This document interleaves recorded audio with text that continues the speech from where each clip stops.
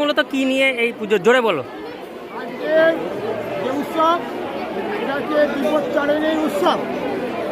এই বিপদচারিণী উৎসব আষাঢ় মাসে রথযাত্রার পর যে শনি আর মঙ্গলবার আসে, সেই শনিবার এবং মঙ্গলবার বিপদচারিণী মা দুর্গার পুজো হয়।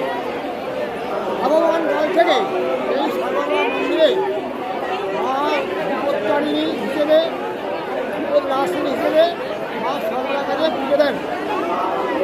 আজ ভোর 5টায় মন্দিরে গেট খুলেছে, সেই গেট খোলা অনুযায়ী কাতারে কাতারে মানুষ আসছে, আমাদের সহায়তা করছে পুলিশ ভলেন্টিয়ার, রেড ক্রস, স্থানীয় স্বেচ্ছাসেবক।